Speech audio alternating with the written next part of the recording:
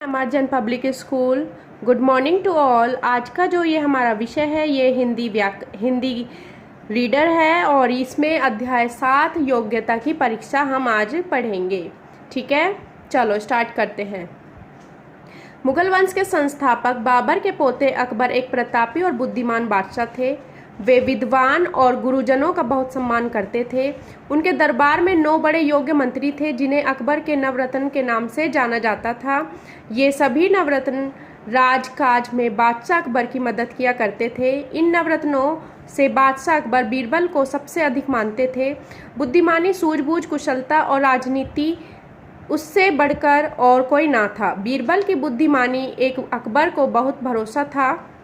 बड़ी से बड़ी मुसीबत हो, चाहे कितनी भी बड़ी समस्या हो, बीरबल को उसका हल खोजने में देर नहीं लगती थी। अकबर के सामने जब कभी कोई ऐसी समस्या या उलझन होती जो किसी से भी हल नहीं होती थी, उसका उपाय बीरबल ही बताते थे।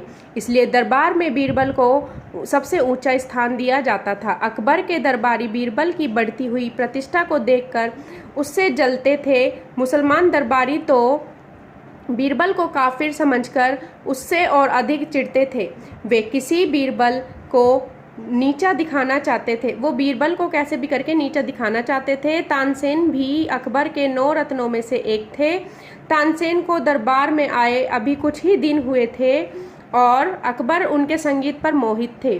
तानसेन मुसलमान थे, इसलिए मुसलमान दरबारियों की दृष्टि में तानसेन बीरबल से अधिक ऊंचे और काम के थे। उन्होंने बादशाह अकबर के दरबार में तानसेन को बीरबल से ऊंचा स्थान दिलाने का निश्चय किया और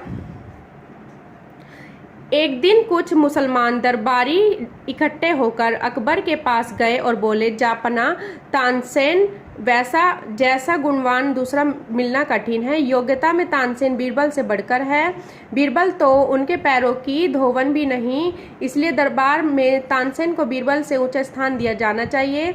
हमारी प्रार्थना है हुजूर, बीरबल बहुत छोटे दर्जे का आदमी है, उसे ज़रूरत से ज़्यादा ना चढ़ाया जाए। अकबर दरबारियों के मन की बात समझ गया और उन्होंने कहा, हिंदू या मुसलमान होने से कोई आदमी बड़ा या छोटा नहीं होता। बड़ा तो आदमी अपने गुणों से होता है। तानसेन संगीत में बहुत योग्य और महान है, परंतु बुद्धि, सूझबूझ और अन्य गुणों में वह बीरबल का मुकाबला नहीं कर सकते। सब दरबारी उदास मन से वहां से चले गए। वे अब किसी ऐसे अवसर की तलाश में रहने लगे जिससे बीरबल को नीचा दिखाया जा सके। आखिर एक अवसर उनके हाथ आ ही गया। एक दिन दरबार लगा हुआ था। तानसेन ने बहुत सुंदर गाना गाया। सब दरबारी आनंद में झूम उठे। बादशाह अकबर वाह वाह कर उठे और अकबर ने प्रसन्न होकर तानसेन से इनाम मांगने को कहा। बादशाह उन्हें मुंह मांगा इनाम देना चाहते थे। तानसेन अभी चुप ही थे। सभी दरबारियों ने एक आवाज में शोर करना शुरू कर दिया और तानसेन बहुत गुणी थे, उन्हें दरबार में बीरबल से ऊंचा स्थान मिलना चाहिए। बीरबल तानसेन के बराबर नहीं है।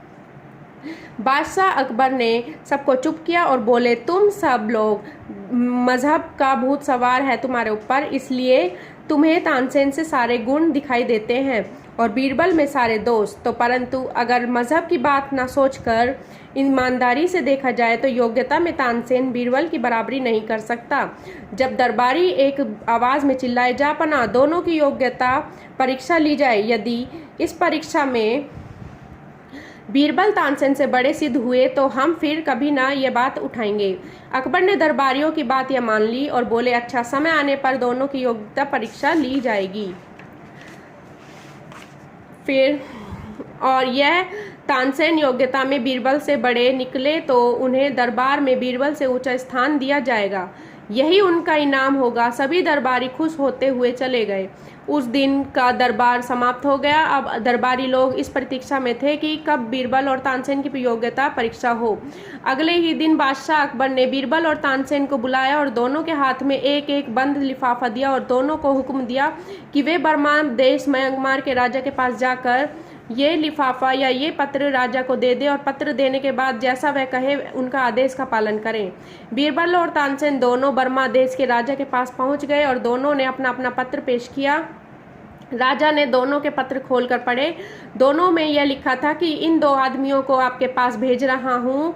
पत्र पढ़ते ही इन्हें जल्लाद से मरवा देना। पर राजा को देखने में दोनों आदमी भले लग रहे थे। उससे इस बारे में मंत्री की सलाह ली और मंत्री ने कहा, इन्हें 1 सप्ताह के लिए कैद खाने में बंद कर दीजिए। दोनों को और 1 सप्ताह के लिए भीतर वे अपना अपराध स्वीकार कर लें। यदि वे अपना अपराध स्वीकार साफ कर लेते हैं तो उन्हें छोड़ दिया जाएगा। यदि छिपाएंगे तो 1 सप्ताह बाद जल्लादों से उनको मरवा दिया जाएगा। राजा ने वैसा ही किया। बीरबल और तानसेन दोनों को अपना अपना अपराध बताने के लिए सप्ताह का समय दिया और देखकर उन्हें कैद खाने में बंद करवा दिया। बीरबल कैद खाने में भी बहुत खुश दिखाई दे रहे थे, पर तानसेन चिंता से सूख रहे थे। उन्हें अपनी मौत सामने दिखाई दे रही थी। तानसेन ने बीरबल से कहा, भाई साहब, अब क्या होगा? क्या कोई उपाय है जिससे बचा जा सके, जिससे जान बचाई जा सके? तो बीरबल बोले कि इसमें घबराने की कौन सी बात है? जैसा मैं कहूँ वैसा करते जाओ, कोई हमारा बाल भी बांका नहीं कर सकता। तो आगे तानसेन, हुक्म करो भाईजान, जो तुम कहोगे मैं वही करूँगा। एक बार कैद खाने से निकलवा दो, मैं उम्र भर तुम्हारा एहसान नहीं भूलूंगा। बीरबल, देखो घबराने की जरूरत तो नहीं है, लेकिन 7 दिन के बाद हम दोनों को मारने के लिए ले जाया जाएगा। तो तब तुम जिद पर अड़ जाना कि पहले मुझे मारो और इस जिद पर आखिरी तक अड़े रहना। बस आगे की बात मुझ पर छोड़ दो। भगवान ने चाहा तो 1 सप्ताह बाद हम दोनों सकुशल दिल्ली जाएंगे। और तानसेन बोले, मैं ऐसा ही करूंगा। तो 7 दिन बाद किसी ने भी अपना अपराध स्वीकार नहीं किया और राजा के आदेश पर जल्लाद इन दोनों को मारने ले जाने लगे। तभी दोनों ने झगड़ा शुरू किया और पहले मुझे मारना ये बोलना शुरू किया। और राजा ने यह देखा, दोनों को रोककर पूछा, क्या बात है? तुम दोनों एक दूसरे से पहले क्यों मरना चाहते हो? तो बीरबल बोले, महाराज, बात बताने लायक नहीं थी, परंतु यदि आप मुझको पहले मारने का वचन दे तो मैं आपको बता सकता हूँ। तो राजा ने बीरबल की शर्त मंजूर की और तब बीरबल ने कहा, महाराज, सच बात तो ये है कि बादशाह अकबर बहुत दिनों से आपके राज्य पर आंखें गड़ाए बैठे हैं, लेकिन आपकी बहादुरी देखकर उनकी हिम्मत नहीं पड़ती कि उन्हें काशी के महान ज्योतिषी ने कहा, यदि वे अपने 2 विश्वास पात्र सेवक बर्मा के राजा के हाथों मरवा दें तो पहले मरने वाला सेवक अगले जन्म में बर्मा का राजा होगा और दूसरा उसका मंत्री बनेगा। तो मेरी राजा बनने की इच्छा बहुत दिनों से थी। यदि इस जन्म में नहीं तो कोई बात नहीं, अगले जन्म में पूरी हो जाएगी। यह बात सुनते ही राजा की भौहें तन गई और आंखें क्रोध से लाल हुई और राजा क्रोध से तिलमिलाकर खड़ा हो गया और उसने तानसेन और बीरबल को धक्का देकर बाहर निकालते हुए कहा, चले जाओ यहाँ से। कह देना अपने बादशाह से कि बर्मा का राजा उसका गुलाम नहीं है, उसके हुक्म से 2 बेगुनाह की जान लेकर पाप का भागी बने। उधर अकबर पहले से ही निश्चय बैठे हुए थे कि बीरबल अपनी बुद्धि के बल पर मौत के मुंह से अवश्य निकल आएंगे। तानसेन और बीरबल दिल्ली पहुंचे। उन्होंने सबके सामने अपनी रोचक यात्रा का वर्णन किया और उससे सुनकर सभी दरबारियों ने यह मान लिया कि बुद्धिमानी में बीरबल से बढ़कर कोई नहीं हो सकता। तो इस प्रकार योग्यता की कठिन परीक्षा में सफल होने के बाद बीरबल से जलने वाले दरबारियों का मुंह सदा के लिए बंद हो गया।